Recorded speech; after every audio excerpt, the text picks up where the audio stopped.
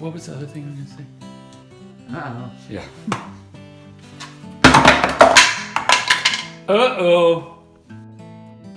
Hey everybody, welcome back to Retired Renovators, the YouTube channel where we're walking you through all of the renovations of our historic carriage house and big brick house.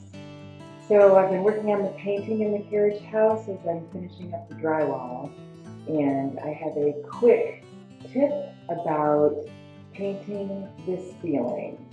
So I've watched a lot of videos about painting ceilings, and a couple have been really helpful. Of course, Vancouver Carpenter is helpful, and also the RENOvision channel has been extremely helpful. So the RENOvision guy, he is the one who told me about the importance of what direction that you're going in, and so I followed that. But here's my tip that I have not seen on YouTube yet, and that is to prime with a tinted color in your primer so you can tell whether or not you've covered the primer or not. And so I came up with this because when I painted the kitchen, the primer was white, and I put the first coat of ceiling paint on white, and I couldn't tell where I had been, and it wasn't until after it dried I saw I missed a spot here and I missed a spot there.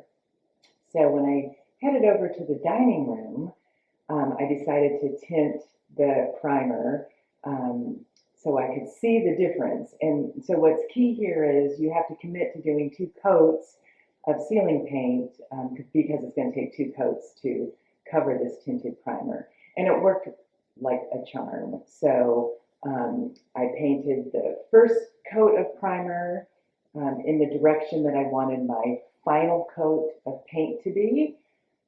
Then I painted my first coat of paint in the opposite direction, and then my last coat of primer in perpendicular to that, and it worked like a charm. So let me show you the differences between the primer color and the ceiling paint so you can see how that works.